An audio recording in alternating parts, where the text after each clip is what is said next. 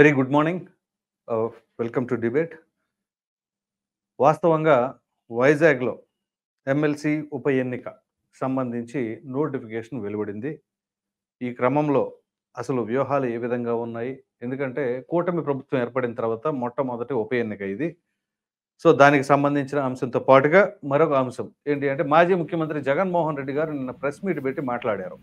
దానికి సంబంధించిన అంశాలు ఈ 2 టాపిక్స్ ఈరోజు మాట్లాడబోతున్నాం. సో, ముందుగా ఈ విశాఖపట్నంకు సంబంధించి ఎమ్మెల్సీ ఉప ఎన్నిక దీనిపైన మాట్లాడదాము.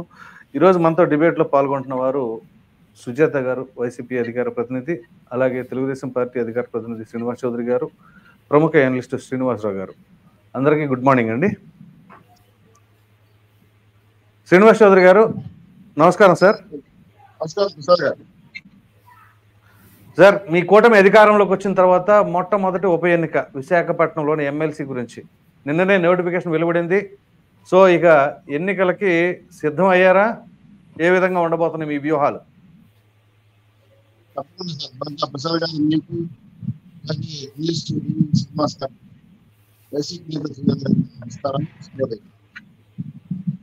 రాష్ట్రంలో 55 రోజులు అయింది గవర్నమెంట్ ఫామ్ అయ్యి. అనివార్య కారణాల వల్ల Visakhapatnam MLC elections almost all నిర్ణయించుకున్నారు. 30 మంది 800 మంది పైచుకు ప్రజాప్రతినిధులు ఉన్నారు. అందులో ఎవరు ఎటువైపు మొగ్గుతారనే పైన చాలా పూర్తిగా మాకు ఉంది. దాంతో విశాఖపట్నంలో జరగబోయే ఎలక్షన్స్ లో ఖచ్చితంగా తెలుగుదేశం పార్టీ కూటమి ఖచ్చితంగా చేజిక్కుంటుంది.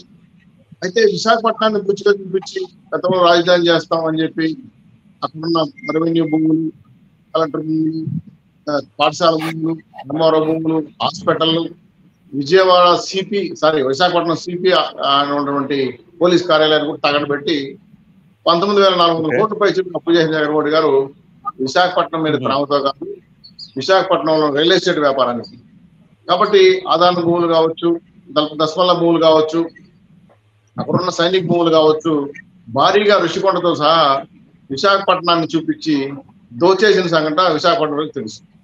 ఒక ఆశ్చర్య విషయం ఏంటంటే, ఒక మాజీ సిఎస్ గారు అంటారు, విశాఖపట్నాన్ని విశాఖ స్టీల్ ఫ్యాక్టరీ తీసేసి ఇక్కడ రాజధాని కడితే ఎలా ఉంటుందని అంటే ఆయనకు ఒకసారి మైండ్ బ్లాక్ అయింది. ఏంటి స్వామి ఇలాంటి వాడు ఉంటాడా ముఖ్యమంత్రి? సో అంత అవకాశవాదిగా పరిపాలన చేసి విశాఖపట్నంలో ఉన్న ప్రజలందరూ కూడా ఏపుకు తిన్న ముఖ్యమంత్రి ఎవరు అంటే జగన్మోహన్ రెడ్డి గారు. ఇంకా ఋషికొండ విషయం మీకు తెలిసిన విషయం. దాదాపు 600 కోట్లు ఖర్చు పెట్టి విలాసమైన భవనాలు కట్టుకొని ప్రజలకు సెంటు భూమి ఇస్తాడంట. ఈయన బాత్రూమ్ 5 సెంట్లు భూమి కట్టాలంట. అది భారీ కోట్లతో, వేల కోట్ల రూపాయలు ఖర్చు పెట్టి, 100 కోట్లు ఖర్చు పెట్టి విద్ర భవనాలు నిర్మించుకున్న ఈ విలాసాల పిచ్చేమో మాకు అర్థం కాల, విలాస పిచ్చేమో మాకు అర్థం కావాలి. సరే, ఏదైతేనేమి రాష్ట్ర ఖజానాకి బొక్కేయించారు. రాష్ట్ర ప్రజల ఆస్తులు, ట్యాక్స్ కట్టిన డబ్బులను కూడా మట్టిలో పోసిన, బుడిలో పోసిన పన్నీర్లాగా చేశారు. ఈరోజు అయినా చేసిన కర్మ ఫలం అనిపించి ఇంట్లో కూర్చున్నారు. సరే, ఎలక్షన్ చూసినప్పుడు ఏం చెప్తారు? విశాఖపట్నం రాజధాని అంటారా, 3 రాజధానులు అంటారా, లేదా అమరావతి రాజధాని అంటారా? వాళ్ళ పాలసీ ఏంటో మాకు తెలియదు.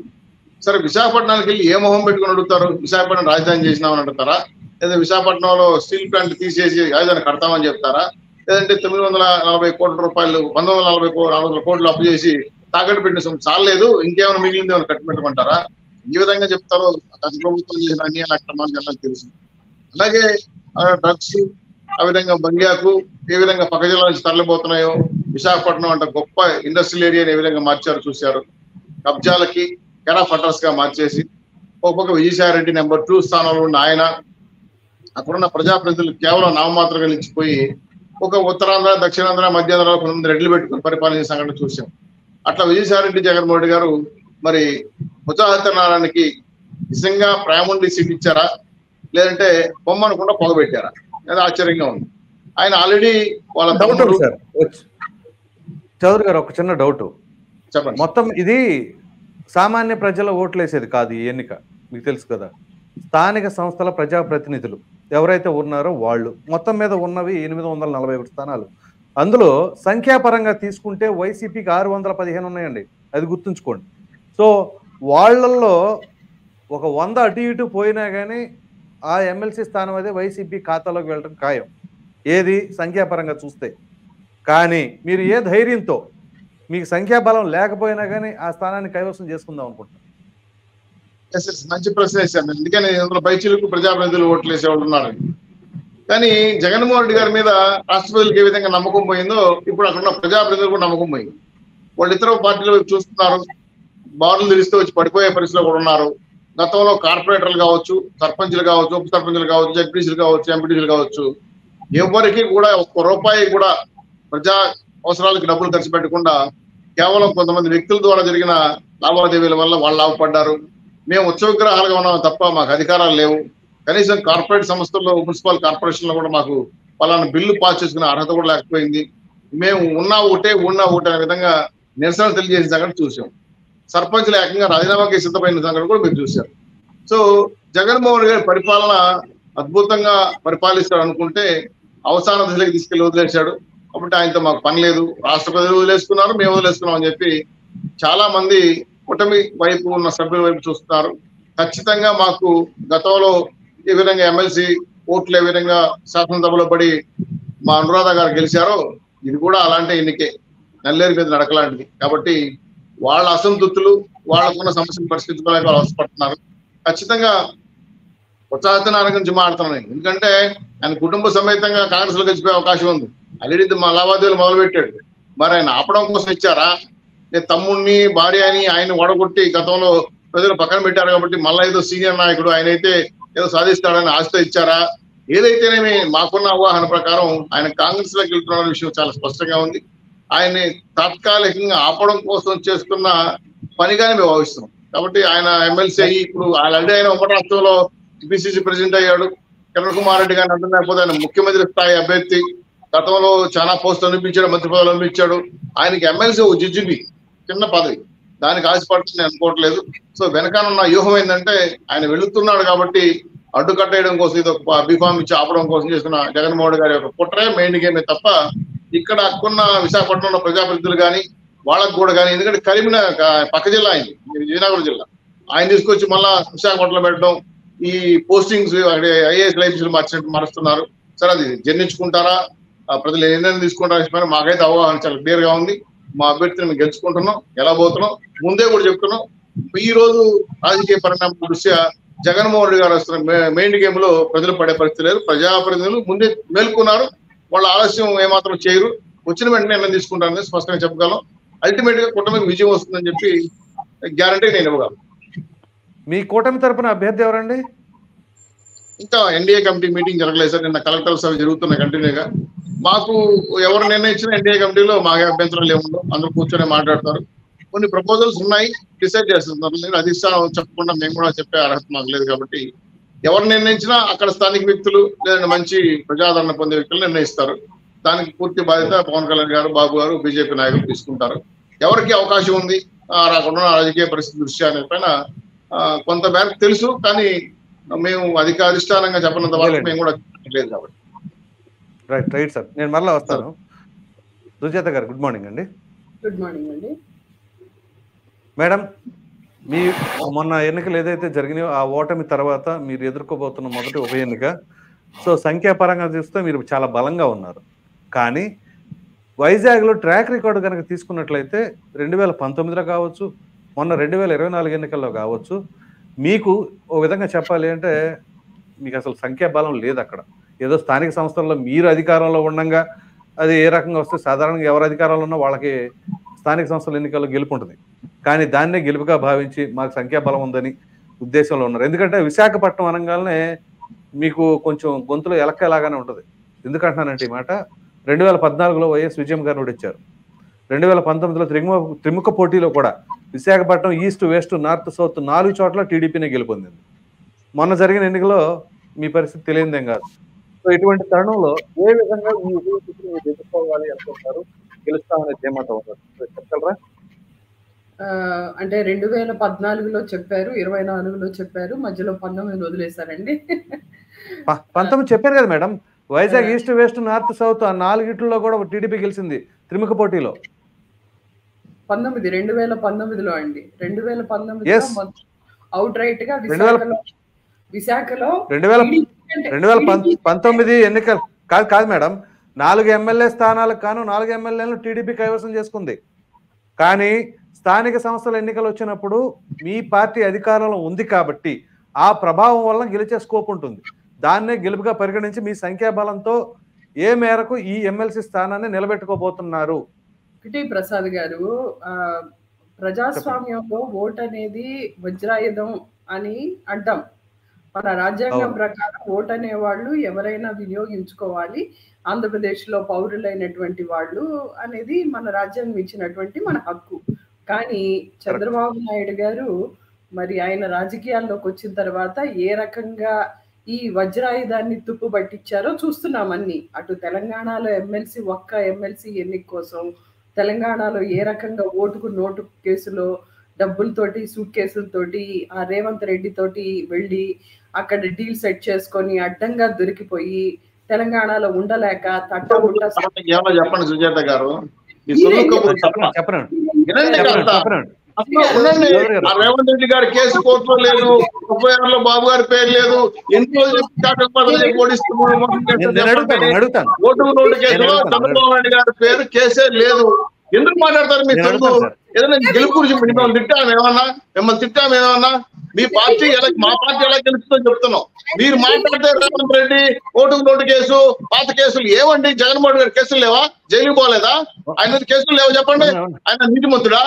మీరు మాట్లాడి విశాఖపట్నం ఎమ్మెల్సీ గురించి మాట్లాడండి కానీ గతంలో ఎమ్మెల్సీ మా తాత నేతలు తాగినాడు, మా మూతులు వాసన చూడండి ఏందండి అమ్మా? మిమ్మల్ని చూస్తే నాకు జాయిలేస్తుంది. మీకు జగన్మోహన్ గారు ఏం చేయడు. నేను స్పష్టంగా చెప్పదలుచుకున్నా. మీకు పీపుల్ షుగర్ చెప్పదు ఎవరికి. దయచేసి అర్థం చేసుకోండి.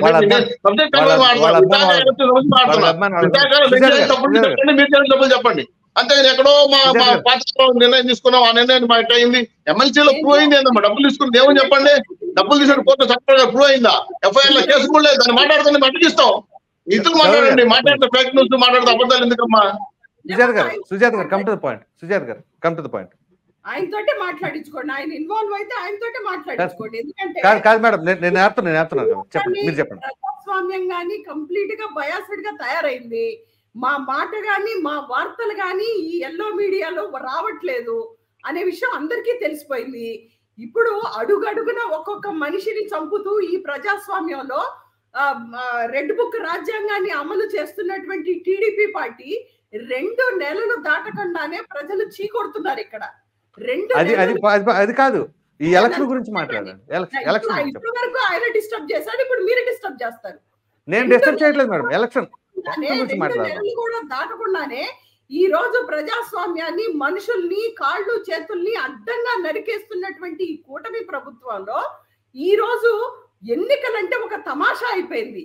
ADR associate of democratic republic అనేటువంటిది చెప్పింది.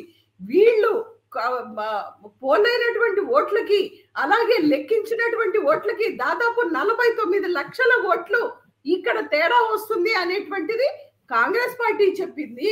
కేంద్రంలో ఉన్నటువంటి ప్రతిపక్ష పార్టీ కాంగ్రెస్ అనేటువంటి చెప్పింది. అలాగే ADR అనేటువంటి చెప్పింది. 12.5% ఓట్లు అనేటువంటిది తేడా వచ్చింది ఆంధ్రప్రదేశ్ లో అని చెప్పింది. ఈ రోజు దానికి సంబంధించినటువంటి ఆధారాలు అటు సుప్రీంకోర్టు గాని ఇటు కూటమిలో ఉన్నటువంటి బీజేపీ పార్టీ గాని ఇచ్చేటువంటి ప్రయత్నం చేయట్లేదు. కోర్టుల ద్వారా మేము ఎలాంటి సమాధానం మేము తెచ్చుకోవాలో ఖచ్చితంగా మాకు తెలుసు. కానీ డెమోక్రసీలో ఈ రోజు వీళ్ళు ఓటుకు నోటు కేసు దగ్గర నుంచి మొదలు పెడితే ఏదైతే వీళ్ళు ఎన్టీ రామారావు గారిని ఏ రకంగా ఆయన క్యారెక్టర్ అసాసినేట్ చేసి ఏ రకంగా ఆయన చావుకి అవన్నీ ఎందుకు మేడం? వైట్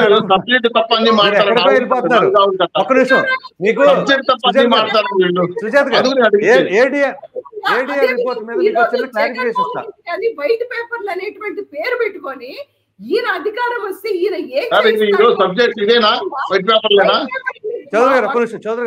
జగన్మోహన్ రెడ్డి గారిని తిట్టడం కోసమే వైట్ పేపర్లు అనేటువంటి ప్రోగ్రామ్ పెట్టుకుంటున్నాడు చంద్రబాబు నాయుడు గారు. ఒకటి వాలంటీర్లను తీసేశాడు, సచివాలయాలను తీసేశాడు, అమ్మఒడి తీసేశాడు. అదే విధంగా గవర్నమెంట్ ఉద్యోగస్తులకి ఉన్నటువంటి జగన్మోహన్ రెడ్డి గారు ఇచ్చే జీవోని ఇచ్చి మళ్ళీ వెనక్కి తీసుకున్నాడు. ఈయనకి పరిపాలన చేయడం రావట్లేదు. ఎక్స్పైర్ అయిపోయింది. చంద్రబాబు నాయుడు గారి బ్రెయిన్ ఎక్స్పైర్ అయిపోయింది.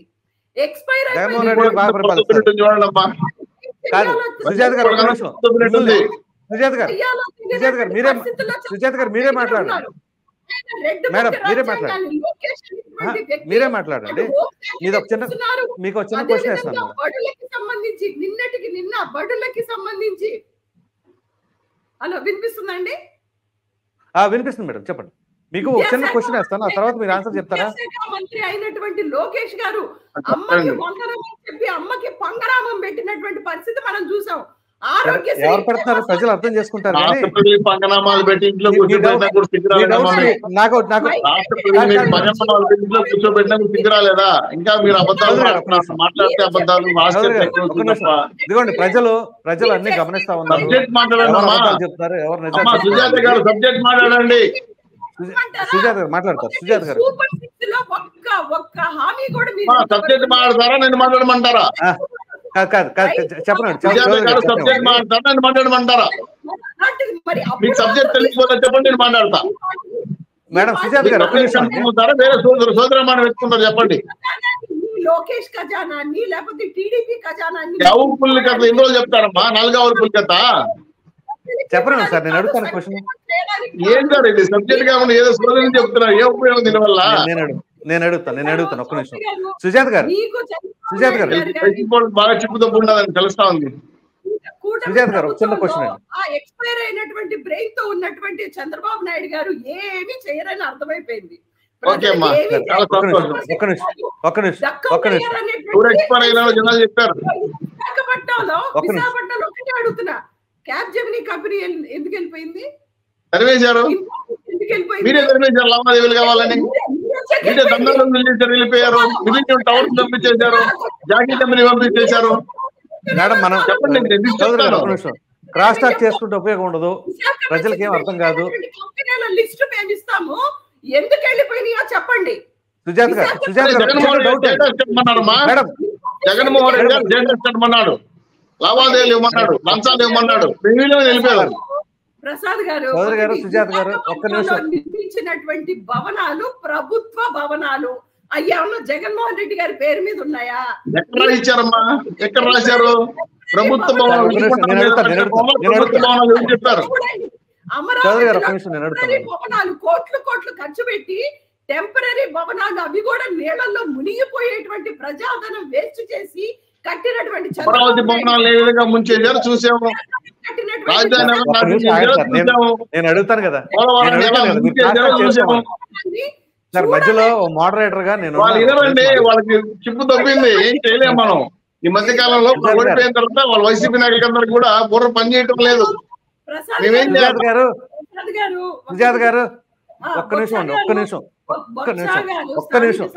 ఎన్నికల్లో 600 పైగా సీట్లు ఉన్నాయి, 200. కానీ వీళ్ళు గెలుస్తారనే ధీమాతో ఉన్నారు. ఎందుకంటే ఈవీఎంలు ట్యాంపరింగ్, ఓటుకు నోటు పద్ధతి కదా వీళ్ళది. వీళ్ళ ప్రజాస్వామ్యంలో ఎక్కడా కూడా ముఖ్యమంత్రులు జగన్మోహన్ రెడ్డి గాంధీ, అభినయ్ గాంధీ కాబట్టి గెలిపించారు. ఇప్పుడు ప్రభుత్వం ఓటుకు నోటు ప్రభుత్వం, లేకపోతే ఎన్టీ రామారావు లాగా క్యారెక్టర్ అసాసినేట్ చేసి గెలవడం.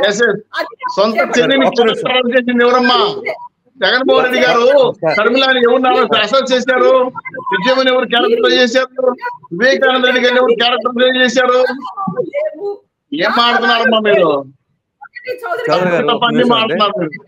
మేడం సుజాత గారు ఒక్క నిమిషం అండి, కనీసం మీరు మోడరేటర్ కూడా అవకాశం ఇట్లా మారండి. వాళ్ళు అంతే, వైసీపీ నాయకులు మారలేరు కూడా. చదువుతా ఉంటారు అంతే. కూడా మీరు ఉండనివ్వట్లేదు. మీ ఈ అరాచకమైనటువంటి పరిపాలనని ప్రజలు తొందరగా మూట కట్టి బంగాళాఖాతంలో పడేయటం ఖాయం.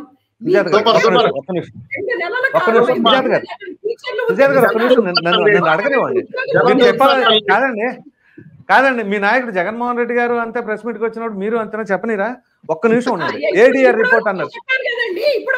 ఒక్క నిమిషం మేడం, ఒక్క నిమిషం. ఏడీఆర్ రిపోర్ట్ అన్నారు కదా, ఏడీఆర్ రిపోర్ట్ ఏం చెప్పిందో తెలుసండి? సాయంత్రం 5 గంటల వరకు పోలింగ్ జరిగినప్పుడు 68.1% మాత్రమే నమోదయ్యింది. 68.1% గుర్తుంచుకోండి.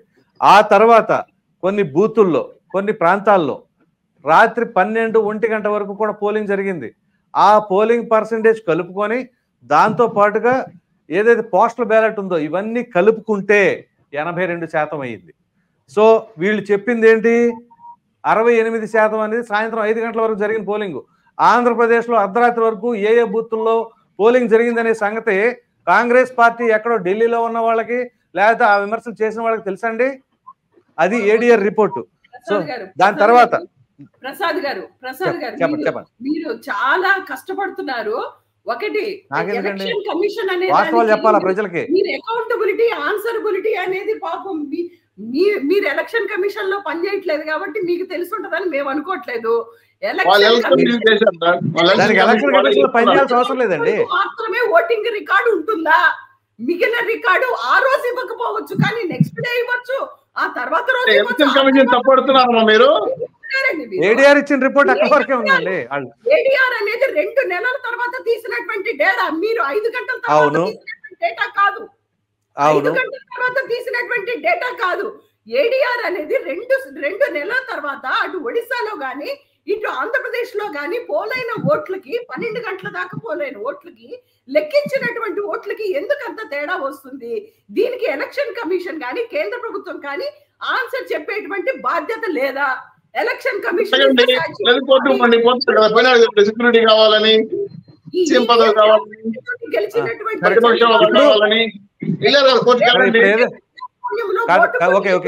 వాళ్ళు వెళ్తారులేండి కానీ కోటమిరెడ్డిని కొన్నారు, ఆనంద్ ని కొన్నారు. వీళ్ళందరినీ కొని ఏ రకంగా అనురాధ అనేటువంటి ఒక స్పోక్స్ పర్సన్ ని, ఒక బీసీ మహిళని ఎమ్మెల్సీని చేసినటువంటి టీడీపీ చంద్రబాబు నాయుడు గారు ఈ ప్రతిపక్షంలో ఉన్నప్పుడు, ఈ రోజు అధికారంలో ఉన్నప్పుడు మళ్ళీ ఓట్లను కొనేటువంటి బాధ్యత భుజానికి ఎత్తుకుంటారు.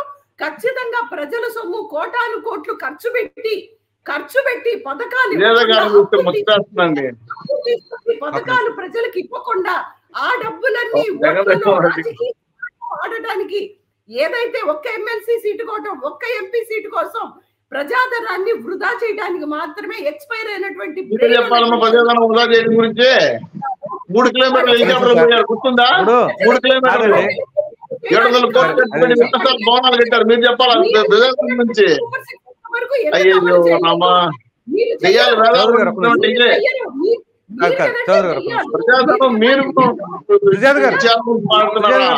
డౌట్ అండి. దాన్ని మీరు కోట్ల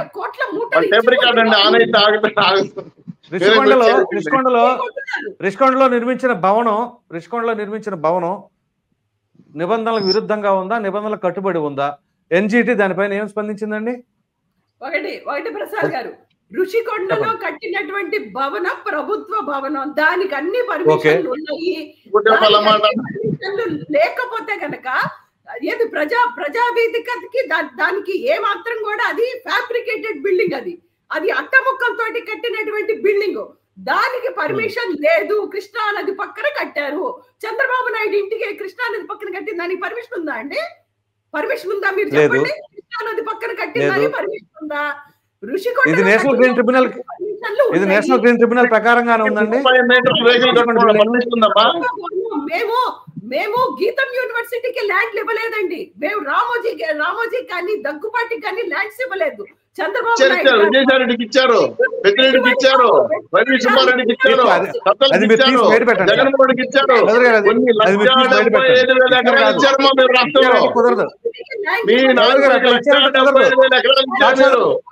దోచేస్తున్నారు. వంక భూములు ఏ వదల మీరు 1,75,000 ఎకరాలు పంచుకున్న దుర్మార్గులు వైసీపీ నాయకులు ఇక్కడ ప్రభుత్వంలో. మీరు ల్యాండ్ గురించి మాట్లాడుతున్నారా? శాండ్ గురించి మాట్లాడుతున్నారా? ఏందమ్మా వచ్చిన సబ్జెక్ట్ ఏంటి? మీరు మాట్లాడుతున్న సూక్తులు ఏంది నాకు అర్థం కాలేదు. మేడం ఇప్పుడు మిమ్మల్ని చూస్తే నాకు జాలి వేస్తుంది, ముచ్చటేస్తుంది. మీరు ఏం మాట్లాడారు అర్థం కావట్లా. ఓటుకులు అంటారు, కాసేపు అక్రమాలు అంటారు, కాసేపు జగన్మోహన్ రెడ్డి పరిపాలన అంటారు. ఏం అర్థం కావట్లేదు నాకు. 1,75,000 కోట్లు పంచుకున్నాడు మీరు. మా చిత్తూరు జిల్లాలో 940 ఎకరాలు పెద్దిరెడ్డి కస్పల్లా భూములు 5,000 ఎకరాల ప్రజలకు దోచేశారు. మీరు కదా. మరలా వస్తాను, ఒక్క నిమిషం మరలా వస్తాను నేను. చంద్రబాబు నాయుడు గారు హిట్లర్ పరిపాలన నడుస్తుంది ఈ రోజు. అడ్డంగా మనుషుల్ని చౌదరి గారు సారీ సుజాత గారు సో ఈ ఎమ్మెల్సీ ఈ స్థానాన్ని రాష్ట్రంలో ఈ ఎమ్మెల్సీ స్థానాన్ని సస్యశ్యామలంగా ప్రజాపాలన రాజ్యం మీరు పరిపాలన నిలబెట్టుకోబోతున్నారు. చౌదరి గారు ఒక నిమిషం, సుజాత గారు, ఈ ఎమ్మెల్సీ స్థానాన్ని ఖచ్చితంగా మీరు నిలబెట్టుకోబోతున్నారు అని చెప్పేసి మీ యొక్క ధైర్యం, ధీమా ఏమంటారు? డెఫినెట్ గా అండి, బొత్స గారికి ఖచ్చితంగా Right. 3 జిల్లాల్లో సంస్థానలేండి డబ్బు లేకుండా ఏ ఎన్నికలు జరగలే కానీ మనం అనుకోవడం అమాయకత్వం అది. అన్ని కొన్ని ఓపెన్ గా మాట్లాడలేము. చౌదరి గారు, శ్రీనివాస్ గారు, సుజాత గారు నేను మరలా వస్తాను. సుజాత గారు నేను మరలా వస్తాను.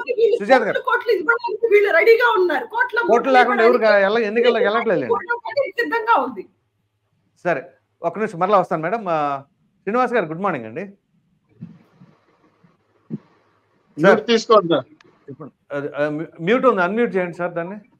రైట్, ఓకే సార్, వినిపిస్తుందా వాయిస్? వినపడతాను సార్ చెప్పండి, వైజాగ్ ఉప ఎన్నిక ఎలా ఉండబోతుంది? కూటమి అధికారంలోకి వచ్చిన తర్వాత మొట్టమొదటి ఎన్నిక. సో ఎవరి వర్షన్స్ వాళ్ళకు ఉన్నాయి. ఇది 2 వర్షన్స్ విన్నారు కదా, ఇప్పుడు మీరు చెప్పండి సార్. ఛాలెంజ్ గా జరగబోతున్నట్టుగా కనపడతా. ఇప్పుడు ఇక్కడ మన డిబేట్ లోనే మన ఉప్పల్ పార్టీ లేకపోతే సుజాత మేడం వీళ్ళ మధ్య ఏ విధంగా ఛాలెంజ్ గా నడుస్తోందో, ఎందుకంటే ఈ ఎన్నిక రేపు జరగబోయేటువంటి విశాఖ ఉప ఎన్నిక ఆ వంశీకృష్ణ శ్రీనివాస్ యాదవ్ అతని రాజీనామా ద్వారా వచ్చినటువంటి ఎన్నిక. ఇప్పుడు ఈ ఉన్నటువంటి స్థానిక సంస్థల ప్రతినిధులు ఓటు పరంగా, సంఖ్య పరంగా వైసీపీకి మద్దతు, వైసీపీకి ఆధిక్యత కనపడుతున్న నేపథ్యంలో మరి ఆ గెలుపు కనుక రాకపోతే అది ఉనికికే ప్రశ్నార్థకం. బలమైన అభ్యర్థిని జగన్మోహన్ రెడ్డి గారు దించారు. రాజకీయంగా బలమైన అభ్యర్థి, ఆర్థికంగా బలమైన అభ్యర్థి బొత్స సత్యనారాయణ దించారు. అఫ్ కోర్స్ ఉప్పలపాటి గారు చెప్పినట్టుగా ఆయన వేరే జిల్లా, లోకల్, నాన్ లోకల్ ఏదో అన్నారు. విజయనగరం జిల్లా ఆయన తీసుకొచ్చిన విశాఖ నేపథ్యంలోనే ఆయన భార్య మొన్న పోటీ చేశారు. ఏది ఎంపీ. అదొక అడ్వాంటేజ్, మళ్ళీ డిసడ్వాంటేజ్. ఏది 50 రోజుల క్రితమే ఇద్దరు ఓడిపోయారు. బొత్స సత్యనారాయణ ఎమ్మెల్యేగా చీపురుపల్లిలో ఓడిపోయారు, ఝాన్సీ మేడం ఎంపీగా ఓడిపోయిన నేపథ్యంలో ఇది ఆ కుటుంబానికే ఒక సవాల్. ఏది బొత్స కుటుంబం ఉనికి ప్రశ్నార్థకమయ్యే అవకాశం ఉందన్నమాట. ఈ ఎన్నికల్లో బొత్స సత్యనారాయణ కనుక ఓడిపోతే ఈ ఎన్నికని ప్రతిష్టాత్మకంగా తీసుకుంటున్నారు. ఏది అటు బొత్స కుటుంబానికి, ఇటు జగన్మోహన్ రెడ్డికి, వైఎస్ఆర్ కాంగ్రెస్ పార్టీకి ఇది ఒక ఛాలెంజ్ అన్నమాట. ఇది గెలిపించుకోవాలి. నెక్స్ట్ కూటమి ప్రభుత్వం తొలిసారిగా ఎదుర్కొంటున్నటువంటి ఎన్నిక. ఏది ఇంకా 2 నెలలు అవుతున్నటువంటి నేపథ్యంలో ఫస్ట్ బై ఎలక్షన్. మీరు ఇంట్రోలో కూడా చెప్పారు. ఏది చంద్రబాబు నాయకత్వంలో అటు తెలుగుదేశం, జనసేన, బీజేపీ కూటమి ఎదుర్కొంటున్నటువంటి ఉప ఎన్నికను గనక గెలిపించుకోలేకపోతే మరి అదొక మైనస్ ఎవరికి? కూటమి ప్రభుత్వానికి కూడా. కాబట్టి హోరాహోరీగా ఇరు వర్గాలు తలపడతాయి. మనం చూసాం పెద్ద ఎత్తున వలసలు కూడా ప్రారంభమయ్యాయి. ఫిరాయింపులు ఊపందుకున్నాయి. ఏది అసలు ఈ ఫిరాయింపులే ఇవాళ ఆంధ్రప్రదేశ్ కి ఒక గ్రహణంగా మారిన నేపథ్యంలో అటు ఇటు ఇటు దట్టు అసలు కప్పల తక్కేడగా మారుతున్న నేపథ్యంలో ఒకప్పుడు జగన్మోహన్ రెడ్డి గారు ముఖ్యమంత్రిగా అసెంబ్లీలో మాట్లాడారు. ఏది ఫిరాయింపుల నిరోధక దీని మీద మాట్లాడిన దీంట్లో మనం అందరూ ఆశ్చర్యపోయాం. ఏది మీరు కూడా చూశారు.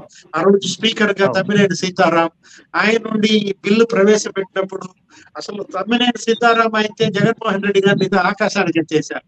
ఏంటి విలువలతో కూడిన రాజకీయం, ఇలాంటి వ్యక్తి కావాలి, ఇలాంటి పార్టీ కావాలి. ఫిరాయింపుల వ్యతిరేకత ఇవాళ ప్రబలిన నేపథ్యంలో ఇది ఒక పెద్ద సంస్కరణగా మనం భావించాం. ఏం జరిగింది? సీన్ కట్ చేస్తే 4 తెలుగుదేశం వాళ్ళని లాగేసుకున్నారు. మద్దాల గిరి కావచ్చు, లేకపోతే కరణం బలరాం కావచ్చు, వాసుపల్లి గణేష్ కావచ్చు, వల్లభనేని వంశీ కావచ్చు, అందరినీ లాగేసుకున్న నేపథ్యంలో ఏమైపోయింది? ఇదంతా ఒకటిదే బిల్డప్ అనుకున్నాం. ఇప్పుడు అదే మరి మద్దాల గిరి వరప్రసాద్ కూడా ఉన్నాడు.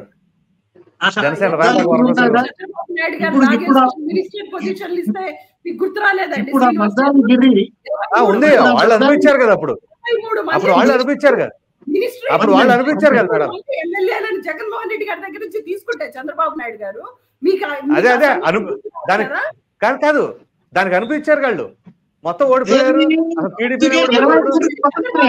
తీసుకున్నారు కదా, అందులో 4కి మినిస్ట్రీ ఇచ్చారు కదా, కోటాను కోట్లని కోట్ల మూటలు ముట్ట చెప్పి తీసుకున్నారు కదా. మొన్న అనురాధాన్ని గెలిపించడానికి 4 ఎమ్మెల్యేలను తీసుకున్నారు కదా. మరి ఇవన్నీ మీకు గుర్తు రావట్లేదా? ఒక నిమిషం అది ప్రసాద్ అంటున్నారు గారు కదా మేడం, అసలు. ఏంటంటే దేవుడి చెప్పండి. స్క్రిప్ట్ ఎలా మారుతోంది అని. అది దేవుడి స్క్రిప్ట్ అన్నారు జగన్మోహన్ రెడ్డి. ఏది తన 23 మందిని లాగేసుకోవడం వల్ల వాళ్ళకి 23 స్కోరే వచ్చిందన్నారు, 23వ తారీఖే వచ్చిందన్నారు. 23కు పతనమైన నేపథ్యంలో మీరే అన్నారు ప్రసాద్ గారు, దానికి ఆ శిక్ష వాళ్ళు అనుభవించారు. అట్లాగే అవును. ఇప్పుడు వీళ్ళు నలుగురిని లాక్కున్నారు, ఏది ఎమ్మెల్యేలకి. నలుగురిని లాక్కున్నందుకు శిక్ష అనుభవించారు. ఏంటి దేవుడి స్క్రిప్టే ఇది కూడా. గెలిచింది మరి నలుగురే, పార్లమెంట్కి వెళ్ళింది కూడా. ఇలాంటి నేపథ్యంలో అనురాధ విషయం తీసుకొచ్చారు. ఏంటి అనురాధను ఓడించడం కోసం మరి 23 మంది వాళ్ళకున్నారు కదా అసెంబ్లీలో. నిజం చెప్పాలంటే టెక్నికల్ గా 23 మందితో అనురాధ గెలవాలి. ఈ నలుగురిని లాగేసుకోవడం వల్ల వాళ్ళ నలుగురు ఇటు వచ్చి చేరారు. ఎవరు? చంద్రశేఖర్ రెడ్డి కావచ్చు, శ్రీధర్ రెడ్డి కావచ్చు, శ్రీధర్ గారు కావచ్చు. అంటే తాను ఒకటి తలిస్తే దైవం ఒకటి తలుస్తుందండి. ఇక్కడ దైవం ఎవరు? ప్రజలే దైవం. ఇప్పుడు రేపొద్దున కూడా అంటే అదే వాళ్ళ బొత్స సత్యనారాయణ అభ్యర్థిగా నిలబెట్టడంతో బొత్సకి ధీటైన అభ్యర్థిని మరి కూటమి నిలబెట్టగలదా? ఏది ఇంతవరకు మాకు అభ్యర్థి ఖరారు కాలేదని ఉప్పలపాటి గారు కూడా అంటున్నారు. జరుగుతుంది డిస్కషన్ అనే నేపథ్యంలో అటు ఆర్థికంగా ఇటు రాజకీయంగా మరి బొత్సాన్ని ఢీకొనేటటువంటి అభ్యర్థిని ఎంపిక చేయటమే వీళ్ళకు ఒక సవాల్. ఎవరికి? కూటమి ప్రభుత్వానికి. తెలుగుదేశం నుంచి నిలబెడతారా, జనసేన నుంచి నిలబెడతారా? అఫ్ కోర్స్ ప్రజా తీర్పుకు అనుగుణంగా ఏం జరుగుతోంది? లోకల్ బాడీస్ లో కూడా మారిపోతున్నారు. మనం చూసాం, కుప్పంలో 3 మంది మారిపోయారు, పుంగనూరులో మారిపోయారు. ఇప్పుడు అసలు ఎందుకు జీవీఎంసీలో మారిపోయారు? ఈ రోజు పేపర్ మనం చూసిన దాంట్లో జీవీఎంసీలో 5 కార్పొరేటర్లు జనసేనలో చేరారంట. ఏది? పవన్ కళ్యాణ్. 7 టీడీపీ, మొత్తం 12 మంది. మరో 4 తెలుగుదేశంలో చేరుతున్నారంట. ఎక్కడ? విశాఖ జీవీఎంసీలో. మారిపోయిన నేపథ్యంలో అటు ఎమ్మెల్యేలు, మాజీలు, పెండెం దొరబాబు మాజీ ఎమ్మెల్యే జనసేనలో చేరిపోతున్నాడు. ఎలా వలసలు, ఫిరాయింపులు. అంటే ఇవాళ వైఎస్ఆర్ కాంగ్రెస్ పార్టీ ముందు ఉనికి కోసం పోరాటం చేస్తోంది. నిలబడాలి, ధైర్యంగా నిలదొక్కుకోవాలా. ఇవాళ జగన్మోహన్ రెడ్డి నాయకత్వ సామర్థ్యానికి ఇది ఒక సవాల్ అన్నమాట. ఏది? ఇప్పుడు బొత్సాన్ని గెలిపించుకోవాలి.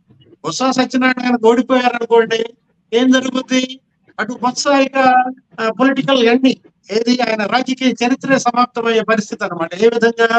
2 నెలల్లో 2 ఓటములు అవుతాయి ఆయన అకౌంట్ లో.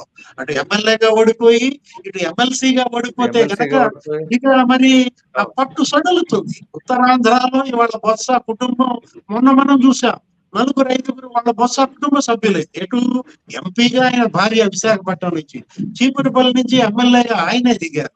ఆయన తమ్ముడు అప్పల నర్సయ్య కావచ్చు, ఆయన మేనల్లుడు కావచ్చు, చిన్నసీను అక్కడ ఎంపీగా కంటెస్ట్ చేసిన అందరినీ తిరస్కరించబడిన నేపథ్యంలో ఏది? 40% ఓట్ బ్యాంక్ ఇప్పటికీ జగన్మోహన్ రెడ్డి ఉంది. ఆయన అనేక సందర్భాల్లో ఈ 50 రోజుల్లో కూడా చెప్తున్నారు. ఎక్కడ? ప్రతి మీటింగ్ లో కూడా ఏంటి? 40% ఓట్ బ్యాంక్ నాకు ఇంకా ఉంది, నేను బలంగా ఉన్నాను, మీరు కనుక తప్పులు చేస్తే ప్రజలు నా వైపు మళ్ళా వస్తారు అని జగన్మోహన్ రెడ్డి చేస్తున్న ప్రసంగాలు. మరోవైపు లా అండ్ ఆర్డర్ తీసుకున్నాడు. ఏ లా అండ్ ఆర్డర్ అయితే ఆయన మెడకు చుట్టుకుందో, ఆయన ఓటమికి కారణమైందో, ఏది? అశాంతి, అభద్రత. 5 ఏళ్ల జగన్మోహన్ రెడ్డి పరిపాలనలో బీసీల మీద, ఎస్సీల మీద, ఎస్టీల మీద, ముస్లిం మైనారిటీల మీద దమనకాండని ప్రతిపక్షంగా తెలుగుదేశం, జనసేన బలంగా ప్రజల్లోకి తీసుకెళ్ళింది. ఏది? వరుస పెట్టి వాళ్ళు నోరు తెరిస్తే ఇప్పుడు ఉప్పలపాటి కావచ్చు, ఇంకా తెలుగుదేశం అధికార ప్రతినిధులు కావచ్చు, ముఖ్యమంత్రిగా చంద్రబాబు కావచ్చు, ఏమంటారు? డాక్టర్ సుధాకర్, అబ్దుల్ సలాం, లేకపోతే దోమతోటి విక్రమ్, ఈ లిస్ట్ అంతా చదువుతున్నారు. మిస్బా అంటారు. ఈ చంపేసిన వాళ్ళ నేపథ్యంలో ఇప్పుడు అదే లా అండ్ ఆర్డర్, అదే అదే లా అండ్ ఆర్డర్ ని ఇవాళ జగన్మోహన్ రెడ్డి మళ్ళీ భుజాన్ని వేసుకున్నాడు. మీరు అడ్డంగా అనేటువంటి వ్యక్తి ఆత్మహత్య చేసుకున్నాడు. మీరు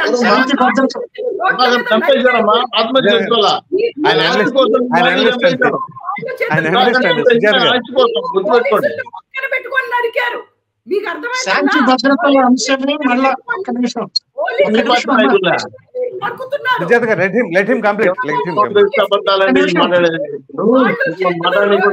అడ్డకుండా కారణం తప్ప ఏం చేసేది వీళ్ళు. మీ పార్టీ ముందు తెచ్చారు, అవుతుంది. సుజాత్ గారు ఒక్క నిమిషం అండి. మేడం ఒక్క నిమిషం, ఆయన ఎనలిస్ట్ అండి, ఆయన చెప్పనివ్వండి. శాంతి భద్రతలు జగన్మోహన్ రెడ్డి గారు శాంతి భద్రతలు పరిపాలించారా? జగన్మోహన్ రెడ్డి రాక్షసుడు 5 ఏళ్ళు పరిపాలించాడు, రాక్షస పరిపాలన చేశాడు. మానవ హక్కులు అదేంటది పౌర హక్కులు సిగ్గుండాలా? 30,000 మంది ఆడపిల్లలు ఎక్కువ మీ ఆంధ్రప్రదేశ్ పరిపాలనలో మండ్యాకు జయబ్రాండ్ మందు సైకోలు అయిపోయినారు మీరు. జయబ్రాండ్ మండ్యాకు సైకోలు అయిపోయారు వైఎస్ఆర్ ఇంకోళ్ళు. అందుకే కంటిన్యూ చేస్తే ఇలాగే మ్యూట్ లో పెట్టాల్సి వస్తుంది. ప్లీజ్ దయచేసి అర్థం చేసుకోండి.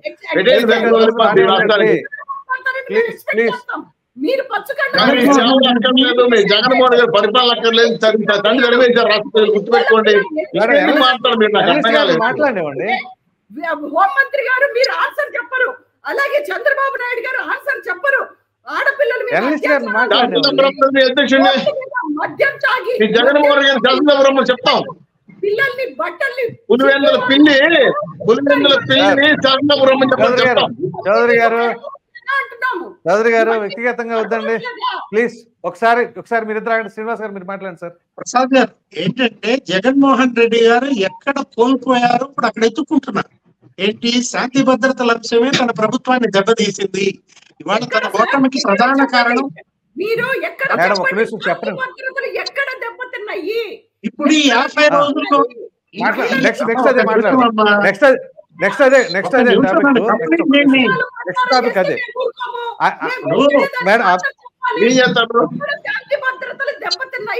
జగన్మోహన్ రెడ్డి గారి పరిపాలనలో మీరు స్టాటిస్టిక్స్ కేంద్రం ఇచ్చిన స్టాటిస్టిక్స్ తీసుకుంటే మీరు ఆడపిల్లల మీద ఈ 2 నెలల కాలంలో దాదాపు 5 ఏళ్ల పాటు జరగాల్సినటువంటి అత్యాచారాలు 2 నెలల్లో జరిగినాయి. అబద్ధాలు చెప్తావు కదా, మా సిగ్గుందా మీకు? అబద్ధాలు చెప్తాను, సిగ్గుందా? ఎంత మానవుడా? ఆడపిల్ల కనపడలేదా? 30,000 మంది కనపడలేదు ఏం చెప్తా సమయం చెప్పకుండా తప్పుడు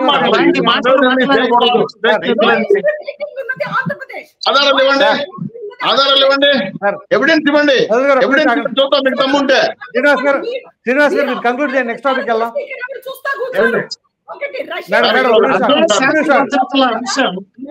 శాంతి భద్రతల అంశం 50 రోజుల్లో జగన్మోహన్ రెడ్డి బలంగా తీసుకెళ్తున్నాడు. ఏది శాంతి భద్రతలే ఇవాళ తనకి మళ్ళా ప్రాణవాయువుగా తీసుకున్నాడు. ఏంటి తను ఎక్కడ కోల్పోయాడో అక్కడ ఎత్తుక్కుంటున్నాడు. లా అండ్ ఆర్డరే నన్ను భ్రష్టు పట్టించింది, నా పతనాన్ని ఇవాళ కారణమైంది కాబట్టి నాకు లా అండ్ ఆర్డర్ ఈ 50 రోజుల్లో ఎలా భ్రష్టు పట్టింది అనే టాపిక్ ప్రజలకు తీసుకెళ్తున్నాడు.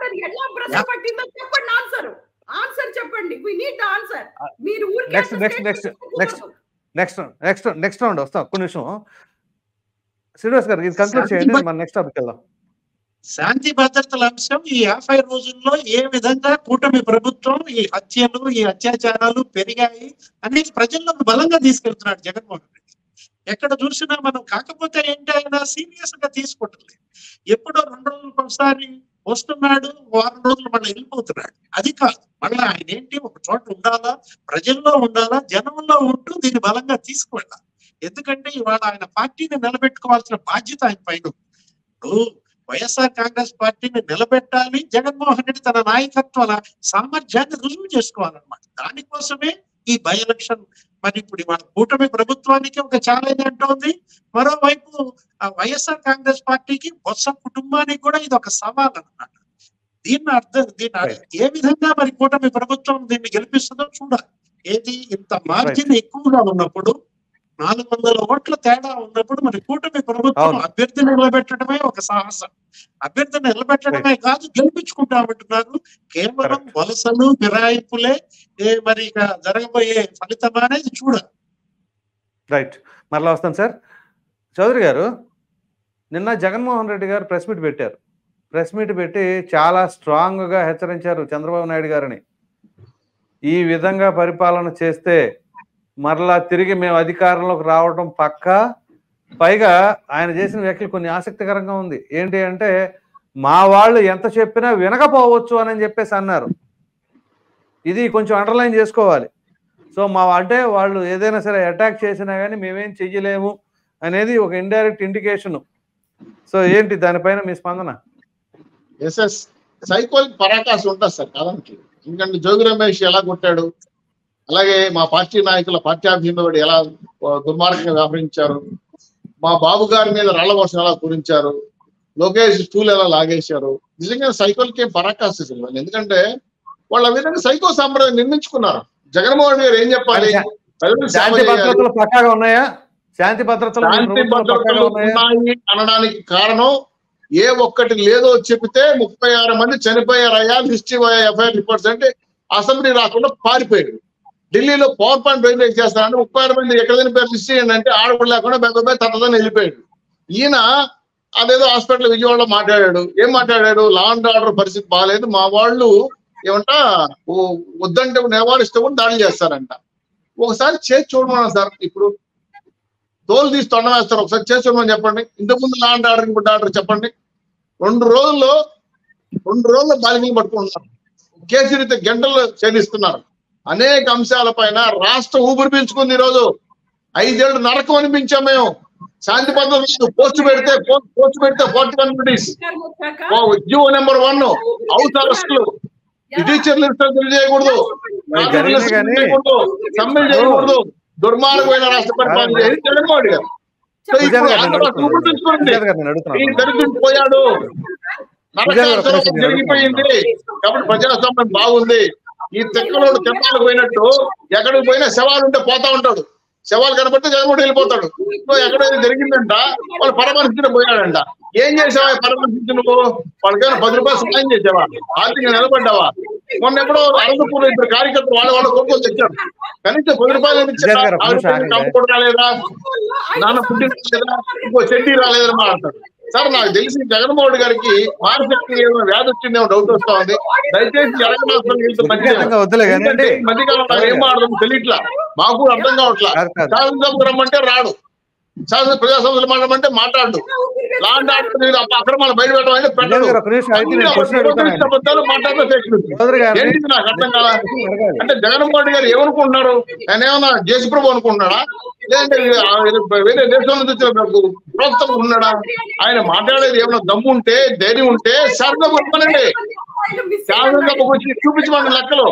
ఈ పులిబందుల ఈరోజు ఎక్కడ తక్కువ ఉంటా ఉంది? 40 రోజుల్లో 4 సార్లు బెంగళూరు వెళ్ళాడండి. 40 రోజులు 4 సార్లు బెంగళూరు ఎందుకు పోయాడు? ఏ భయమా? ఈ పార్టీ కార్యకర్తలు అనుకుంటున్నారా? ఎందుకు పారిపోతున్నావు నువ్వు? శాసనసభకు రాకుండా ఎందుకు పారిపోతున్నావు నువ్వు? ఇంత భయస్తుడు ఈ రాష్ట్రానికి ముఖ్యమంత్రి 5 ఏళ్ళు. పార్టీ కార్యకర్తలు కాపాడుకోలేని, పార్టీని నడపలేని, పార్టీకి దుర్మార్గంగా పరిపాలించి రాష్ట్రం వేలకొండ తినేది ముఖ్యమంత్రి పులివేంద్ర సింగిల్ వస్తారని చెప్పి మీరు ఈరోజు శాసనసభకు రారు.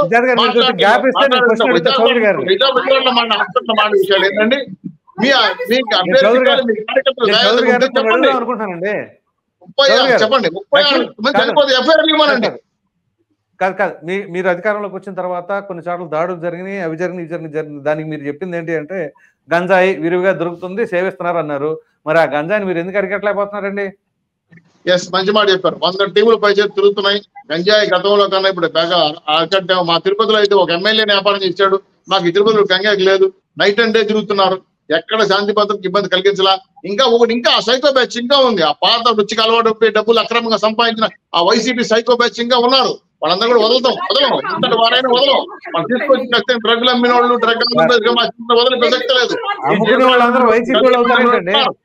సార్ 100 రోజుల్లో మేము నిన్ననే కలెక్టర్ మీటింగ్ లో ఎస్టిమేటింగ్ చెప్పారు. 100 రోజుల్లో మొత్తం పూర్తిగా సాగినాడు.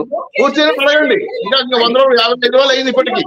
మీరు ఈ లోపలే మీ సిగ్గుమాలిన గవర్నమెంట్ వైసీపీకి 6 నెలలు టైం ఇచ్చాం మేము. అయ్యా మాకు ఉత్తరించమని మా బ్రహ్మాండం పరిపాలన చేస్తాను. ఆయన ఒక మాట అన్నాడు, 6 నెలల్లో నేను మంచి ముఖ్యమంత్రి అనిపించుకుంటానని. జగన్మోహన్ గారిని మాట గుర్తుపెట్టుకోండి. చివరికి దుర్మార్గమైన ముఖ్యమంత్రి అనిపిస్తున్నాడు. కనీసం ఆందోళన 100 రోజులే 100 రోజులు టైం ఇవ్వండి అని మాట్లాడతామని చెప్తాను. 100 రోజులు మీకు ఎన్ని సరిపెడతాం చూస్తారు. ఇప్పటికే వైఎస్ఆర్సీపీ నాయకులు గుండెల్లో దడ పుట్టింది, పంచలు తడిచిపోతున్నాయి. అక్రమాలు చేసిన భూములు తగిలించిన వాళ్ళు, సరాపారం చేసిన వాళ్ళు, బంగాళాఖాతంలో మొత్తం పారిపోతున్నారు, విదేశాలకు పారిపోతున్నారు. ఇక్కడ లేరండి, ఈ రాష్ట్రం లేరు. ఏంటి ఇటలీ, జర్మనీ, లండన్, దుబాయ్ పారిపోయి సిద్ధపడిపోయారు.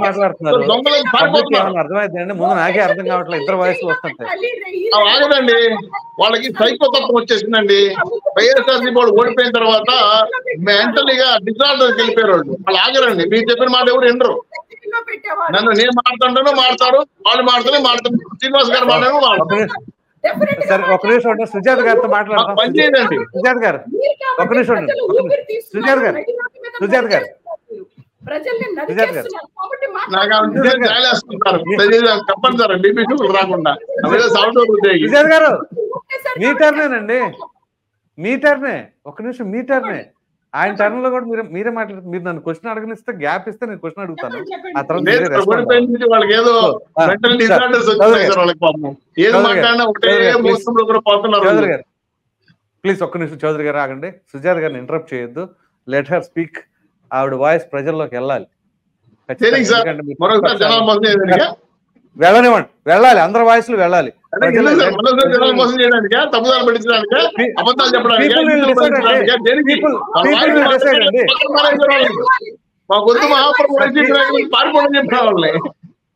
అది ప్రజలకు వదిలేసేయండి సార్. ప్రజలు నిర్ణయించుకుంటారు. వెళ్ళాలి సార్. వెళ్తుంది మేడం. ఇప్పుడు నిన్న మీ నాయకుడు ప్రెస్ మీట్ పెట్టి మాట్లాడారు. సో మాట్లాడి సరే శాంతి భద్రతలు క్షీణించాయి, చంద్రబాబు నాయుడు గారి పరిపాలన సరిగ్గా సాగట్లేదన్నారు. ఓకే, కానీ మేము మరలా గెలిచిన తర్వాత మా అనుచరులు కానీ మా అభిమానులు కానీ అప్పుడు వాళ్ళు మేము కంట్రోల్ కూడా చెయ్యలేమన్నారు. అది కరెక్ట్ సార్? ఒక్క నిమిషం మీరు ఆగండి సార్. చౌదరి గారు మేడం మీరు చెప్పండి సార్. ఈరోజు జగన్మోహన్ రెడ్డి గారు ప్రతిపక్ష నాయకుడు కాకపోయినా ఒక ఎమ్మెల్యే అయినా కానీ ex CM ex chief minister అయినప్పుడు ఈరోజు జగన్మోహన్ రెడ్డి గారు హైకోర్టులో తన ప్రాణానికి హాని ఉందని రక్షణ కోసం రిక్వెస్ట్ పెట్టడం జరిగింది. ఈరోజు హోంమంత్రి గారు ఒకటి ఆవిడ ఏం చెప్తారు, దాదాపు జగన్మోహన్ రెడ్డి గారు అంట 900 మంది సెక్యూరిటీని అడిగారంట. ఎవరు అడిగారు అంటే ఒక సీఎం కి కానీ ఒక ఎక్స్ సీఎం కి కానీ ఇప్పుడు చంద్రబాబు నాయుడు గారు ఉన్నారు, ఆయనకి 900 మంది సెక్యూరిటీ ఉన్నారా? మేము అడుగుతున్నాం, 900 మంది సెక్యూరిటీ ఉన్నారా? మీరు ఎలా అంటారు? అంటే మీరు నోటికి వచ్చింది ఏది మాట్లాడితే అది ప్రజలు వింటారనుకుంటున్నారా? 900 మంది సెక్యూరిటీ అసలు ఎవరికైనా ఉంటారా? నోటికి ఏది వస్తే అది వాగడమేనా? రెస్పెక్ట్ చూపించమంటావా?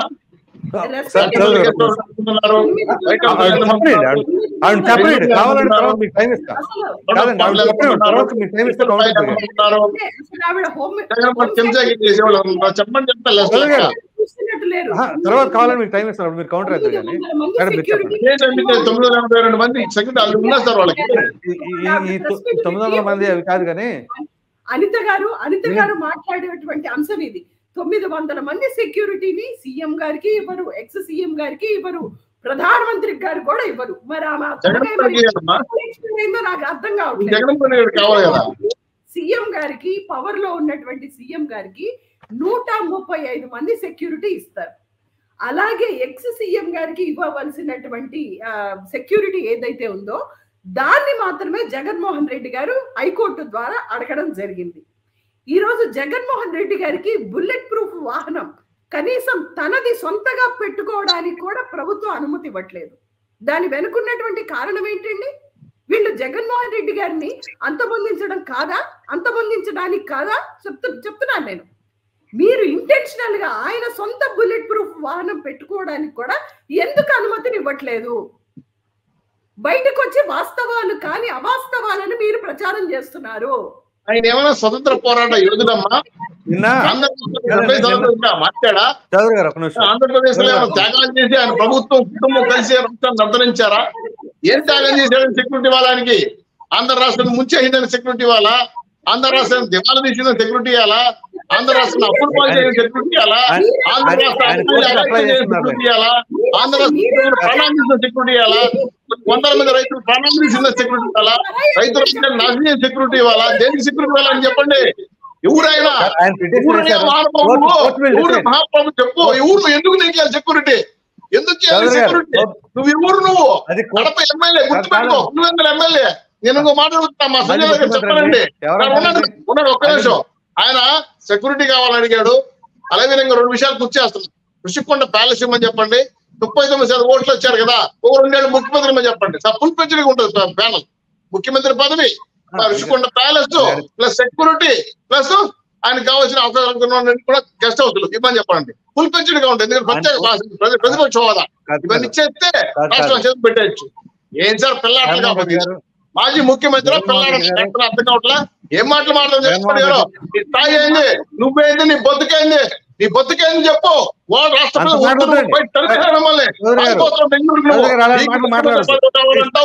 కావాలంటావు సెక్యూరిటీ కావాలంటావు ఒక రాష్ట్రాన్ని దొంగలాగా దోచేసి రాష్ట్రపతిని హింసించి నాశనం చేసి సెక్యూరిటీ కావాలా తల్లి తరవేయకపోతే తల్లి తరవేయాలంటే అన్నుడికి కావాలంటే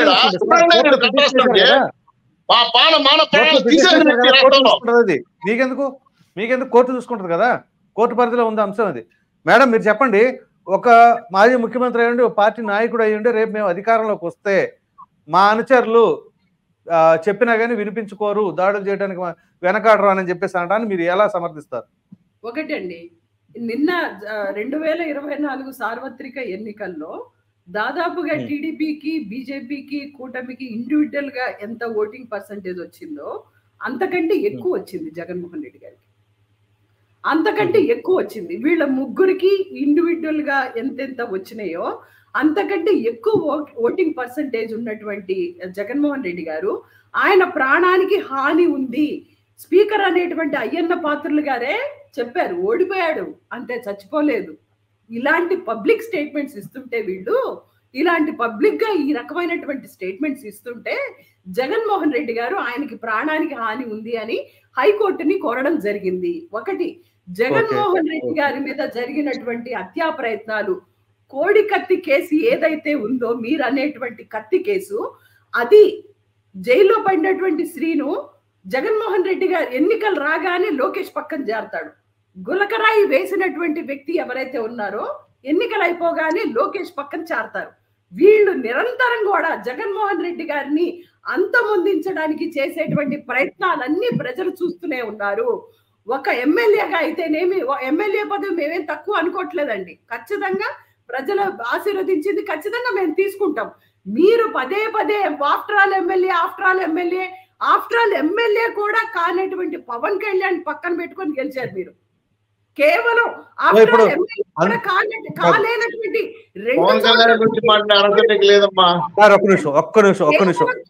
ఓట్ల కోసం పక్కన పెట్టుకొని ఈ రోజు గెలిచి పక్కన పెట్టుకున్నారు మీరు.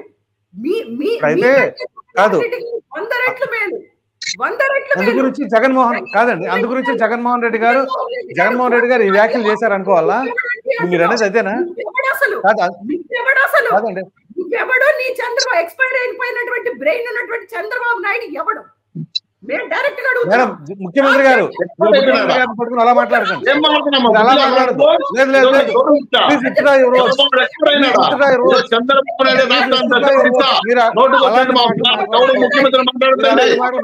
దొంగ కాదు, జగన్మోహన్ దొంగ కాదు, దోపిడిదారు కాదు, సొంత చిన్నాన్ని చంపే చంద్రబాబు నాయుడు రాష్ట్రాన్ని భవిష్యత్తు ఆ రాష్ట్ర ముఖ్యమంత్రి ఉన్నాడు, గౌరవించి మాట్లాడు, చట్టవిధానంగా మాట్లాడతాడు. మీ ఇష్టం మహిళలు గౌరవిస్తాను, మీరు దయచేసి తప్పుడు మాట్లాడండి, మీ దుర్మార్గాలు మాట్లాడారు, సంఖ్య తగ్గిపోయారు మీరు. ఈ రాష్ట్రంలో దుర్మార్గాలు మాట్లాడుతున్నారు మీరు, మండ్యాన్ని మాట్లాడుతున్నారు. అప్పుడు నోరు పచ్చి బూతులు శాఖ మంత్రిగా తయారు, ఆ బూతుల శాఖ మంత్రులు అయిపోయి ఇప్పుడు ఈ బూత్. ఇట్లా పెట్టు, ఒక్క నిమిషం ఉండండి, నేను చెప్పేది అండి, మీరు అసలు ఆగట్లేదు.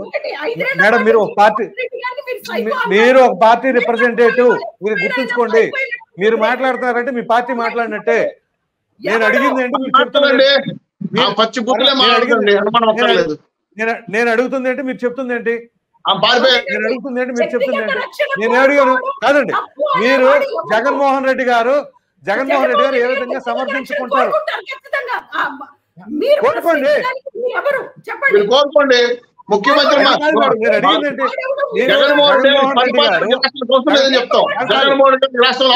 రెడ్డి గారు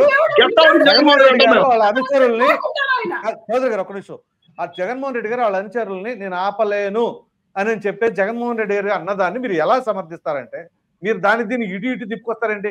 అంటే ఎన్ని జరిగినాయి జగన్మోహన్ రెడ్డి గారు ఈ విధంగా అన్నారని దాని ఉద్దేశమా మీరు అనేది?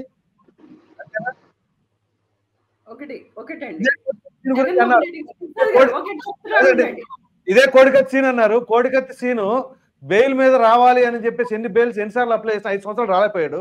కనీసం బాధితుడు కదా జగన్మోహన్ రెడ్డి గారు, ఒక్కసారి కూడా కోర్టు కిందకి వెళ్ళలేదంటే ఒక సాక్షిగా ఎందుకు వెళ్ళలేదు కోర్టు రమ్మన్నప్పుడు? సీను వైపు మాట్లాడుతున్నారా అండి? దళితుడే అండి కాదు కాదు, ఆయన దళితుడే, కానీ ఆయన అడ్డం పెట్టే కదా మీరు రాజకీయం నడిపింది. అసలు అది తీసేయండి, నేను ఎపిసోడ్ గురించి మాట్లాడుతున్నా. మీరు దాన్ని ఏం మాట్లాడాలమ్మా మీరు? ఏం నిజంగానే మైండ్ దొబ్బిందని అర్థం నాకు. కోటికట్టు కేసులో ఇరుక్కునేది మీరు, న్యాయం చేస్తుంది మీరు, కోర్టుకు పోవాల్సింది మీరు, వాయిదాలు పోకుండా. అడిగిన దానికి ఏది స్ట్రైట్ గా ఆన్సర్ చెప్పట్లా. అడిగిన దానికి ఏది స్ట్రైట్ గా ఆన్సర్ చెప్పట్లా. చెప్పండి శ్రీనివాస్ గారు, కాళ్ళు చేతులు నరికి చంపలేదా? చెప్పండి. లేదు పోలీసుల సమక్షంలో చెప్పండి చెప్తున్నావు. లేదు ఎవరు proof? Any proof any FIR any proof? Tell me any proof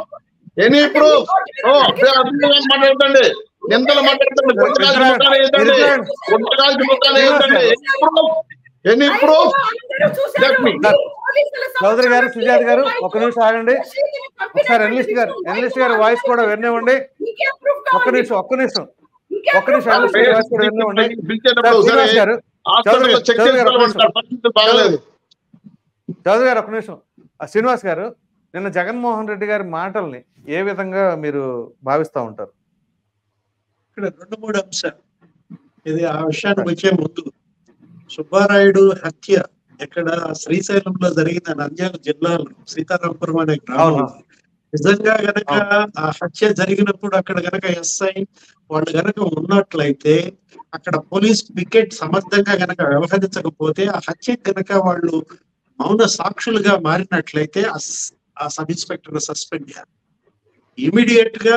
కూటమి ప్రభుత్వం, అది ఎవరైనా కావచ్చు, నేరానికి పార్టీ లేదండి, హత్యకి పార్టీ లేదు. అదొక ప్రాణం. ఒక ప్రాణాన్ని చంపినప్పుడు అక్కడ గనక పోలీసు నిష్క్రియాపరత్వం గనక ఉన్నట్లయితే ఇమ్మీడియట్ గా అతన్ని విధుల నుంచి తప్పించాలి. ఎందుకంటే ఇది ఆషామాషి వ్యవహారం కాదు, ఇది శాంతి భద్రతలకు సంబంధించినటువంటి అంశం. ఈ రాష్ట్ర భవిష్యత్తు రాబోయే 5 ఏళ్లు ఈ రాష్ట్రంలో ఉన్న శాంతి భద్రతలపైనే ఆధారపడి ఉంది. రాజకీయ పార్టీలు, రాజకీయ నాయకులు మీ యొక్క దీనికోసం, రాజకీయ లాభాల కోసం రాష్ట్ర లాభాలని పణంగా పెట్టద్దండి. ఎందుకని మనం చూస్తున్నాం, ఇన్వెస్ట్మెంట్స్ రావాలంటే, పెట్టుబడులు రావాలంటే, పరిశ్రమలు రావాలంటే శాంతి భద్రతలు ఉండాలి. శాంతి భద్రతలను విచ్ఛిన్నం చేసే ప్రతి అరాచక శక్తిని అణిచేయాలి. సమర్థంగా పోలీస్ వ్యవహరించాలి. పోలీస్ కోరలు పీకేసి, పోలీసులను డమ్మీలుగా చేసి, ఐపీఎస్లని ఐఆర్ఎస్లుగా, ఐఏఎస్లని మార్చడం అనేది క్షమించరాని నేరం అన్నమాట. ఇవాళ ఇండియన్ సర్వీస్ మేల్కొనాలి. ఏది ఐఏఎస్లైనా ఐపీఎస్లైనా మీరు ఏ ఓతుకు కట్టుబడి వచ్చారు, మీ మాన్యువల్ మీకు ఏం చెప్తోంది, మీ రూల్ బుక్ ఏంటి, వాటిని ఫాలో అవ్వాలన్నమాట. మనం చూసాం, ఏది ఇప్పుడు మా వాదనలో వాళ్ళు ఇద్దరు కూడా తెలుగుదేశం వైసీపీ ప్రతినిధులు ఒకరిపై ఒకళ్ళు విమర్శలు చేస్తూ వాస్తవాలను ప్రజల్లోకి వెళ్ళలేకపోవటం అది మంచిది కాదు. ఎందుకంటే మన సుజాత గారు అన్న దాంట్లో, చౌదరి గారు అన్న దాంట్లో నాకు నచ్చని అంశాలు మీ దృష్టికి తీసుకొస్తున్నాను. అంటే అవాస్తవాలు. ఏది ఇండివిజువల్ ఓటింగ్ ప్యాటర్న్ కనుక చూసుకున్నట్లయితే జగన్మోహన్ రెడ్డికి ఎక్కువ ఓట్లు వచ్చాయన్నారు సుజాత గారు. అదొక అబద్ధం. ఎందుకని ఇండివిజువల్ గా చూసుకున్నా వైసీపీకి వచ్చింది 39% ఓట్లు, అంటే 40% బిలో. అదే తెలుగుదేశం పార్టీకి ఇండివిజువల్ గా తీసుకున్నట్లయితే 45.6% వచ్చాయి, జనసేనకు 6.85% వచ్చాయి, బీజేపీకి 2.83% వచ్చేది. ఇక్కడ ఏంటి, ఇండివిజువల్ గా చూసుకున్నా తెలుగుదేశంకి ఎక్కువ పర్సెంట్ వచ్చింది. ఇది వాస్తవం.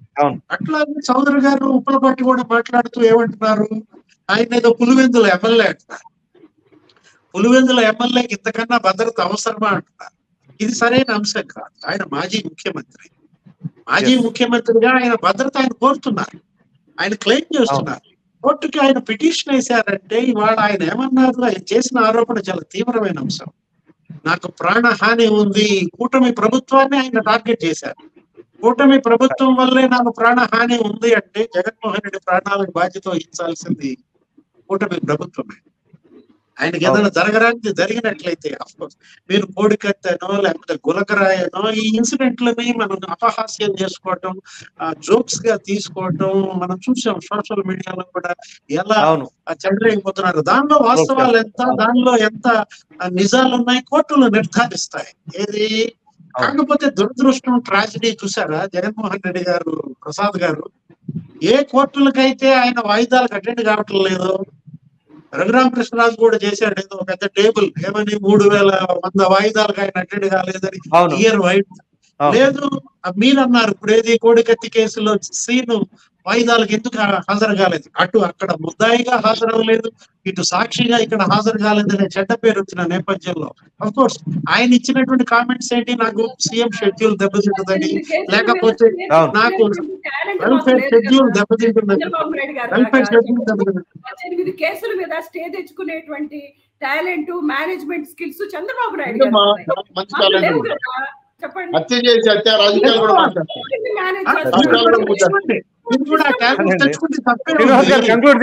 మిమ్మల్ని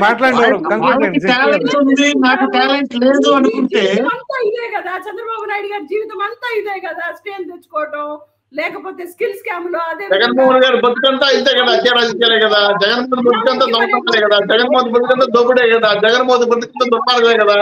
ఏం చెప్పాలి, మీ బతుకులు చూడండి, ముందు మీ బతుకులు కూడా నీతుల్లో పడ్డాయి.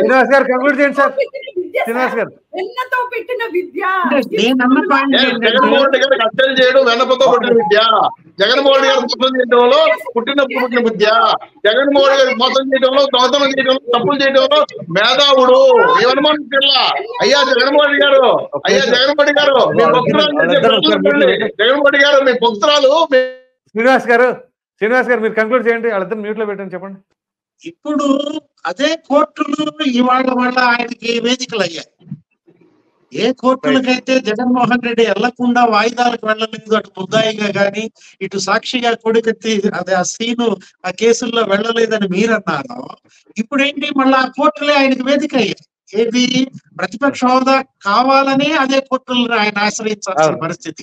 ఒక పిటిషన్ వేశారు ప్రతిపక్ష హోదా కోసం, మళ్ళా ఇప్పుడు తన యొక్క భద్రత కోసం ఇంకో పిటిషన్ వేశారు. ఏది ఇవాళ కోర్టులైనా సరే వీటిపైన సీరియస్ ఎలిగేషన్స్, సీరియస్ అంశాలు, వీటిపైన కోర్టులు స్పందించాలి. ఎందుకని వాళ్ళు అపహాస్యం చేయటం లేకపోతే ఎగతాళి చేయటం కాదు. తులసిరెడ్డి గారు అన్న మాటలు మీరు ఈ రోజు మీడియాలో చూశారు. ఏమని తులసిరెడ్డి గారు ఏమంటున్నారు, 59 మంది ఆయనకి ఎక్కువ, ఆయనకి ఎందుకు అంటున్నారు. ఏది ఇప్పుడు ఉన్నటువంటి భద్రత 59. రఘురామకృష్ణరాజు ఏమంటున్నాడు, అసలు ఆయన భద్రతకే 90 కోట్లు అవుతున్నాయి, 90 కోట్లు ఎందుకు దండగా అంటున్నారు. ఇది కరెక్ట్ కాదు, ఇది వెర్షన్ కాదు. ఇవాళ జగన్మోహన్ రెడ్డి నాకు ప్రాణహాని ఉంది, నా భద్రత ఇవాళ ప్రభుత్వ బాధ్యత ఆయన అంటున్నప్పుడు ఆ సవాళ్ళను కూడా కూటమి ప్రభుత్వం తీసుకోవాలి. ఏది ఆయన భద్రత కల్పించాల్సినటువంటి బాధ్యత.